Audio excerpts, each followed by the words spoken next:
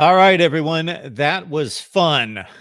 That's college football with two powerhouses from competing conferences going at it. This is what we need to see more often. The ACC versus the SEC at Kyle Field, Texas A&M, Clemson, and the Tigers pull it out. Or maybe the Tigers more descriptively, they hang on for the victory. The Tigers hang on for the victory at Texas A&M. Mark Rogers TV, the voice of college football. If you are coming across our product for the first time, we deliver college football analysis, discussion, and debate like nobody else. We bring on the best bloggers, broadcasters, and writers in the industry. Then you get analysis from me as well. And we get the live chat and the call-in from you. So we take your suggestions, we take your comments and questions all the time here at Mark Rogers TV, the voice of college football. Please like, comment, and subscribe. Let's talk Texas A&M and Clemson. This was a game that I thought, because of A&M's SEC pedigree, because of the talent on the field, the speed for the Aggies, and the home field advantage, that they would play well for 2 to 3 quarters, that it would be something close to what it was at that point. 14-6, 21-13, something in that range. It would be a 1-2 score game, and then Clemson would turn on the Jets in the fourth quarter and win, let's say, 31-14, something in that range. I believed Clemson was going to win this game by 15 to 20 points, something in that range. Okay, Clemson continued to try to pull away. They led it 14-3. They stretched it to 21-6. They stretched it to 28-13. And every time against that vaunted Clemson defense, that vaunted Clemson defensive line that we saw show up a number of times and make big plays in the backfield and actually make the critical plays that ended the game and ended some drives in the fourth quarter that would have otherwise tipped the scales in the Aggies' favor. So they did show up. But considering Clemson's prowess as a defense, especially a defensive front, I thought Texas A&M played them very, very well. And it was just the play of the wide receiver there at the pylon, stretching for the game winner or the game tire, even before they did on the final drive, what we expected to be the final drive or the final gasp or effort for Texas A&M. That is just not a smart play. This is the reason why. Okay. You catch the ball in the middle of the field. You've got the first down. You're racing toward the sideline. You're racing toward the end zone. If there was 5 seconds left in the game, that would be one thing. There's 2 minutes left in the game. So if anything, you want to give Clemson the ball with as little time as possible. Number one. Number two, your chances of fumbling the ball out of the end zone, as was the case there, is fairly high. We see it happen pretty frequently. You're playing an elite athlete who's coming after you, trying to dislodge the ball, and that's exactly what happened, as opposed to get knocked out of bounds at the 1 yard line or the half yard line and still having to score, yes, but having about a 95% chance of scoring with 4 downs. So can't expect these kids to be thinking in the moment all the time at the split second, but that's a risky play that we see way too many times. And if the kid reaches out and hits the pylon with a football and hangs onto it, all credit to him for scoring what could be the game-tying touchdown, but it's too risky. Too risky. It's wet. You've got an elite athlete who's diving with you and trying to dislodge the ball, and there's 2 minutes left on the clock, and you're going to have a first down at the half-yard line. It doesn't make any sense. Also, even when it's dry, if it's a dry playing surface and a dry football, you see guys reach, they have the ball, and then they hit the ground and they lose the football. So we see it all the time. They lose the football before they're down. So it's not a smart play to make. We give Texas A&M all the credit. They will show up in my top 25 tomorrow because they've got a win of little note against Northwestern State, but they played the number 2 team in the country. and they played them to the hilt, and they played them fairly even. I still think Clemson played a better game. If we didn't know these two teams, if we didn't know their rankings and didn't know the decals on the helmets and how good they were supposed to be, we just saw two teams out there playing, I think we would still look at Clemson and say they're a little bit better team. But they looked rather equal tonight. And of course, Texas A&M had the severe home field advantage. So still a good win for Clemson, defeating a quality team, a team that you would expect to win at least 7 or 8 games this year. If they perform like that, if they can take that performance on the road or even duplicate that performance at home, then look out. LSU, Auburn, Mississippi State, and the like. We won't mention Alabama in particular, but LSU, Auburn, Mississippi State, watch out. If that's the Texas A&M team you get and the Kellen Mond and the wide receiver play you get out of that team, wow. All right, let's see what you guys have. And remember, the phone lines are open at 860-325-3687, 860-325-3687. So I'll take some phone calls. I want to get revved up for Michigan State and Arizona State. Want to take in that game, and I'm going to be taking some notes, reviewing my game notes, what I saw today, because I'm going to deliver some recaps of some games and my thoughts about what was important this weekend. So those are going to come out late tonight and early tomorrow on my recaps on college football. All right. 860-325-3687.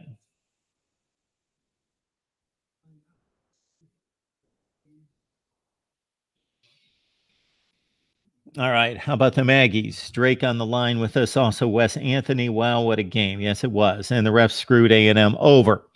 So, Panther Pro 22, I agree to a certain extent that the refs were in a difficult situation. Okay, they are bound to the rule that they can only overturn that on replay if it is without question, without a doubt. And they didn't really have that evidence.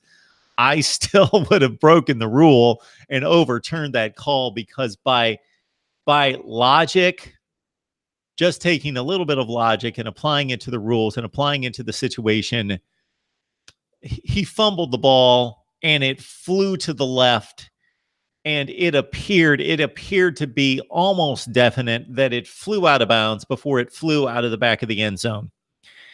And I am, as I mentioned on Twitter and responded to a few people on Twitter, and if you want to follow me on Twitter, I'm at Mark Rogers TV. Very easy to find there, and I will follow you back. So we did a conversation about the rule. So there's a certain integrity to the rules in terms of what the end zone represents versus what the playing field represents.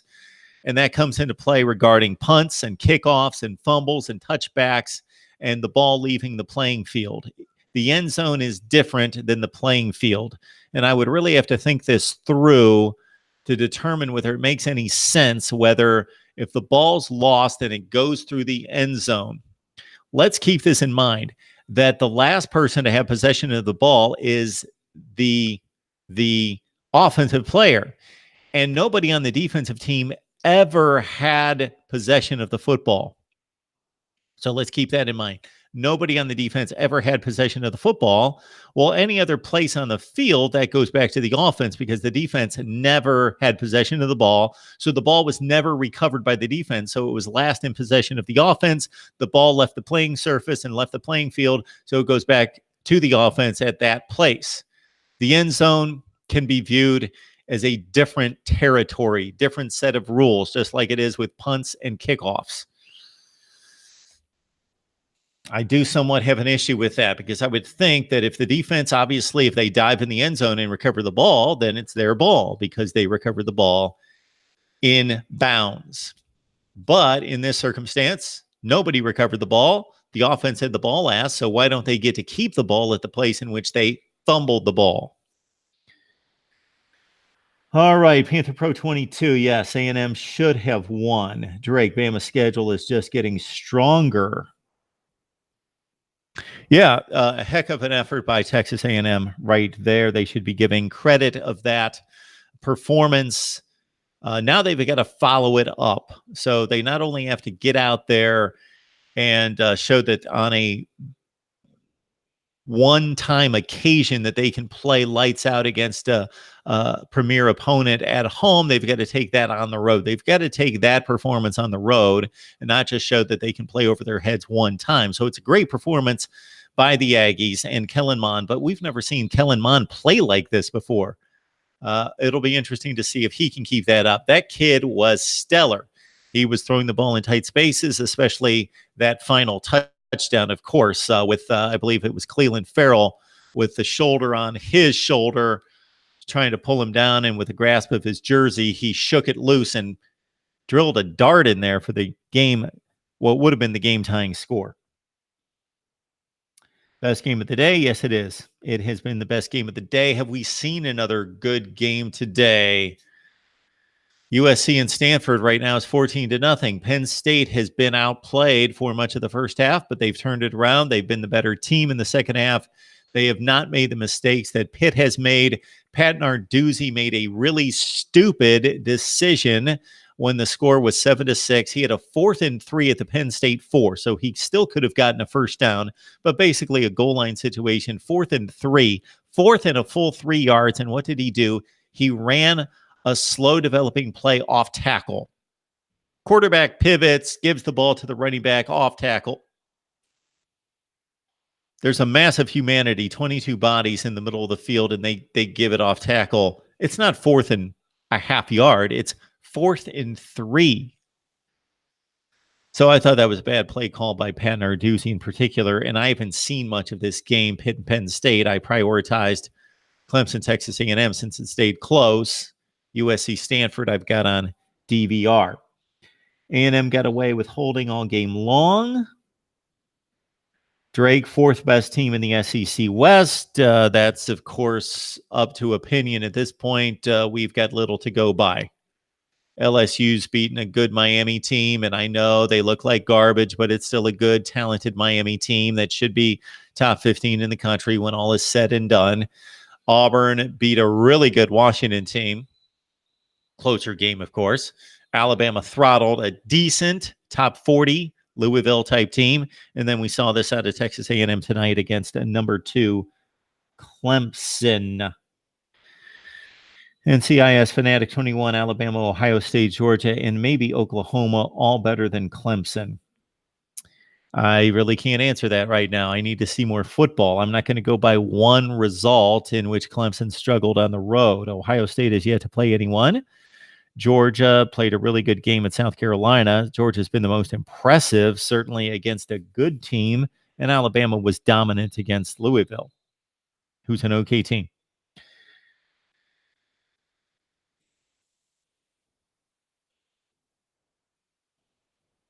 Got COCHONKG.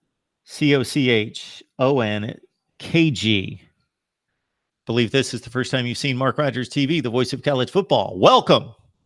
Welcome. Don't want to screw up your handle name, so I won't touch it. But let us know who you root for and how long you've been watching Mark Rogers TV. But because this is where we discuss and debate college football on a daily basis. So we ask you to subscribe right here, lock it in, certainly go other places and watch and take in other college football content. But we do it like nobody else right here. So we appreciate you joining the live stream. Clemson's overrated. Valdez Mosley. Clemson can care less about the SEC.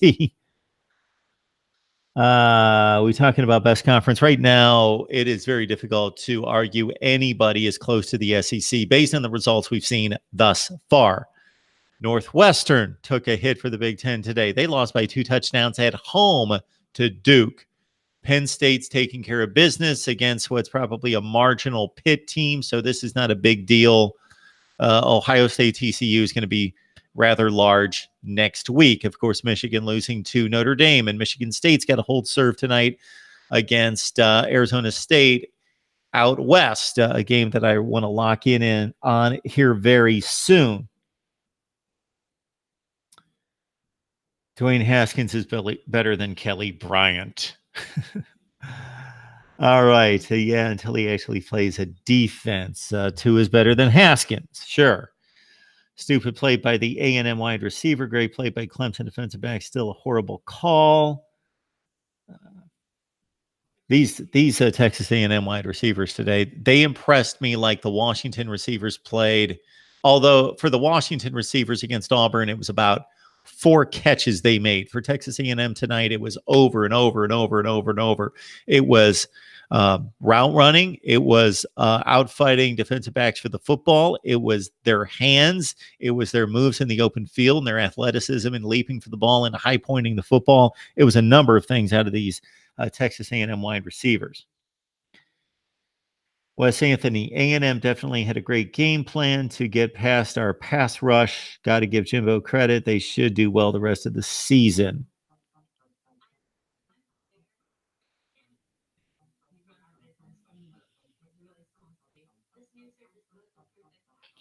Penn State up 30-6. Now that Northwestern lost to Ohio State is the hottest team in the Power 5. I don't know if that I don't know what that means, Buckeye State Sports, meaning they've got the most consecutive wins, I believe. And what about Samford? Samford, last I saw, was up 23-14. 23-14. So let's go through the games and hear my thoughts.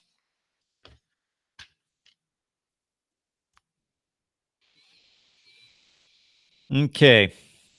Oklahoma, UCLA. Kyler Murray looked pretty amazing. Arm talent, dynamic playmaker, didn't make mistakes. He did throw 1 interception. UCLA and Dorian Thompson-Robinson, at least he got his feet wet on the road and performed pretty well, 254 yards passing. Oklahoma's defense and some of the playmakers that they have as freshmen on defense that they just recruited in the last 2 years as redshirt freshmen or sophomores or true freshmen made a lot of plays in that game.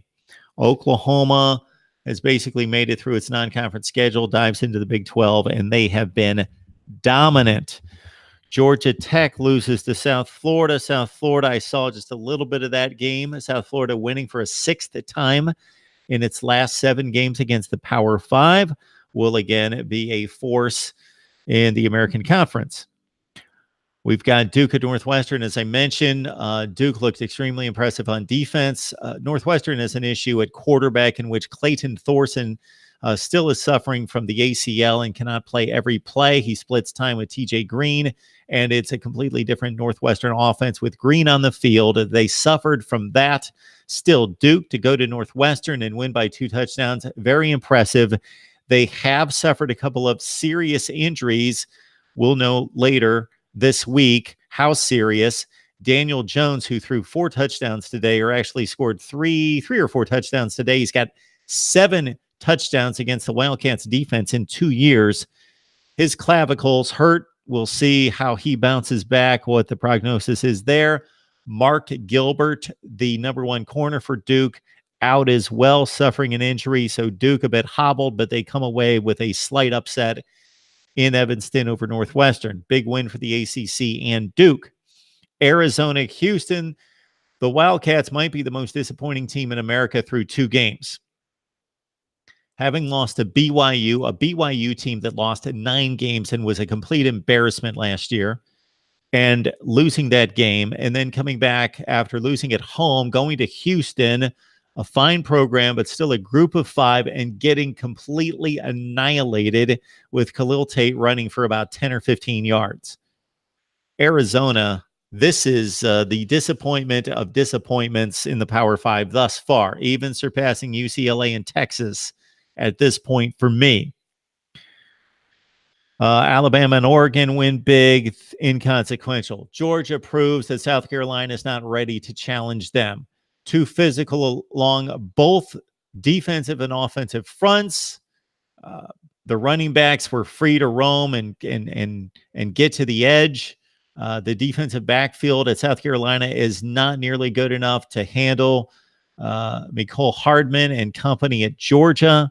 It was an impressive showing on the road for the Bulldogs to win in dominant fashion after a decently played first half in which they were the better team, but South Carolina hung in it, and it was 17-10 before a bad punt by South Carolina set up Georgia for a field goal to go into half with a momentum and the 2-score lead at 20-10, and then they just took it from there. Jake Bentley, he was under fire. He was playing a really good defense. He didn't get help from his playmakers. Rico Dowdle in particular served up the first interception for the pick six for the touchdown by just dropping the football and deflecting it back to DeAndre Baker. He also dropped a 3rd and 7 pass over the middle on the next drive that would have converted a 3rd down into a 1st down. So Jake Bentley's supporting cast let him down, but he didn't play well. He did not play well in this game either. And I'm starting to wonder about Jake Bentley. I'm going to have to see him play a couple more times against good teams. Rutgers, Ohio State, we got what we would expect there. Dwayne Haskins was almost flawless in this game, 20 of 23. Tate Martell came in and went 10 for 10. The Buckeyes quarterbacks went 30 for 33. That's tough to do in 7-on-7 drills. And they completely annihilated Rutgers and knocked the starting quarterback out of the game, Art Sitkowski. So hopefully he's okay and ready to play next week. Notre Dame was sloppy against Ball State. Just saw the score there at 24-13. Have not seen any highlights. Nebraska, Colorado, up until this Texas A&M Clemson game, probably the play or the game of the day. And Steven Montez, a quarterback for Colorado, threw a beautiful dime to win the ball game to Chanot, the wide receiver, who had a huge day against the Huskers secondary. Nebraska moved the ball. Adrian Martinez, for a true freshman quarterback, had a just fine debut. He got hurt late. The backup quarterback, the walk-on sophomore, Andrew Bunch, came into the game, and he played well. He threw the ball well. He should have converted a 3rd and 16. He threw a seed on the next to last series. It was dropped. He led the Huskers down the field to try to win the ball game, down 33-28. Threw the ball extremely well to put them in a position to get there at the 20-yard line, but then his last 2 or 3 passes of the game, he threw the ball out of bounds and did not give his wide receivers a chance to win the game. So the Huskers go down in Scott Frost's debut in Lincoln, 33-28, and Colorado starts 2-0. Washington wins, and consequential game there. Iowa plays great defense against Kyle Kempt and David Montgomery, holding the Cyclones to 3 points, winning 13-3. Nathan Stanley looked great at times, looked scattershot at times. Would love to see this kid develop his overall game and his timing and his accuracy, because he's got the arm, he's got the size and the mobility to be really good.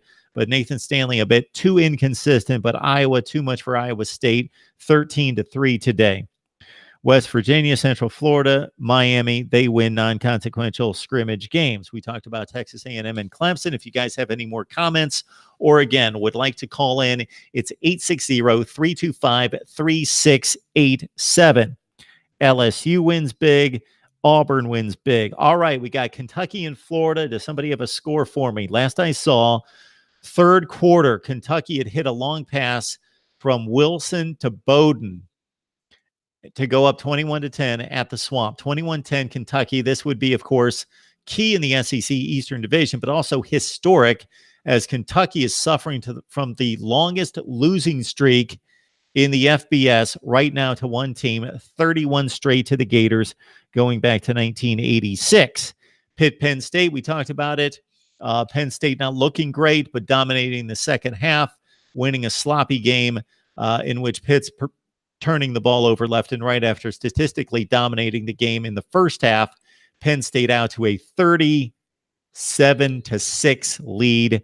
So the Nittany Lions dispelling to a certain extent the alarmists out there after the App State game, in which the Mountaineers took them to overtime. USC at Stanford. Last I saw that score, the USC offense still stuck in mud, could not score in the first half, trailing Stanford going into the second half at 14-0. I'll take in the rest of that game. We've got Boise in play later tonight. They probably kicked off by now against UConn. And again, the game I want to take in here is Michigan State, to see if Arizona State can pull off an upset after they played really well against Texas San Antonio Michigan State sluggish out of the gate against Utah State at home, have to travel all the way to the desert. Michigan State, Arizona State. My pick was the Spartans to win, but the Sun Devils to keep it close enough, plus the 6. 860-325-3687 if you guys want to call in and have anything to throw at me. Stanford up 17-3, NCIS Fanatic 21. We appreciate the scores. Boise up 24-0. All right. The streak will end at 9 seconds left. Florida has the ball on their own 25. Kentucky at 21-16.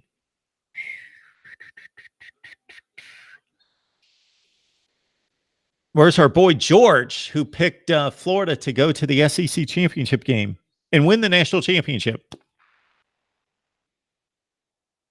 So I love the trash talking. Always love the trash talking. It's part of college football. As long as you're not personal and it's not offensive, and we can all draw the line where that should be. The reason I bring that up is because if we're trash talking, but we're doing it in good fun, then we should be able to come back after our team loses and still face the live chat. Should we not? All right. Appreciate you guys jumping on board. Unless there's something else you'd like for me to address, I'm going to take in USC Stanford on DVR, but live Michigan State, Arizona State. I've got a number of game notes that I'm going to compile and provide some recaps of today's action. And then, of course, tomorrow, my top 25. The top 25 that makes sense. Please subscribe to my newsletter, The Voice of College Football. It comes out on Monday. It drew rave reviews from those folks that received it, about 58 people on the mailing list thus far. So, again, if you want just a ton of college football information, my take and perspective, plus facts, trends, stats that you won't find anywhere else, please subscribe. I'll get that out to you each and every Monday. Just send your email address to markrogerstv@gmail.com, markrogerstv@gmail.com. And again, you guys do me so much help and support in liking, commenting, and subscribing. And I know that the subscriptions can be an annoyance if you've got your notifications on. So I would shut off the notifications. The subscriptions help a ton. So thanks so much. We're trying to build out a platform that is unlike anywhere else in college football. We think right now that we do it from the standpoint of discussion, debate, analysis, bringing on quality guests, engaging you guys, and talking up college football for the smart fan. That's you. But we want to do it much better, and we'll have those resources as we go forward with your help and support. So you guys know who you are, who support us, and I appreciate it. I also love the discussion and debate. So if you've caught me on anything that I've said that's not correct or illogical or needs to be challenged, I invite that. Please do that. I'm going to collect some of the best comments from the last week or two or three, and in the next few days, do some viewer mail, respond to comments. All right, Mark Rogers TV, the voice of college football. We will see you very soon. I doubt if I'm going to be on again tonight, but you never know me. If I've got something to say about Michigan State, Arizona State, or if something crazy happens late in the Stanford USC game, maybe I'll jump back on. So we appreciate it. Tell your family and friends we're here if they love college football, if they even mildly like college football and they get into the season. Let them know that we are right here. You can find us on Twitter and Facebook as well, right at Mark Rogers TV. And of course, YouTube's the main platform for all the live streams and all the content right here at Mark Rogers TV, the voice of college football. And we will see you next time. Keep in mind that the call-in number is available every time we jump on the live stream, and we will do that in the coming days and throughout next week as we preview week 3. If you have any suggestions, if you have any guests that you would like to see here, if we're not supplying enough of your favorite team or a certain analysis and there are any writers or guests, commentators, broadcasters out there that you would like to see right here at Mark Rogers TV, then let me know who they are, and I will go after them to bring them on here. You guys have a great night. I appreciate the support. Enjoy the rest of the college football. And if you love the NFL, that as well. See you soon.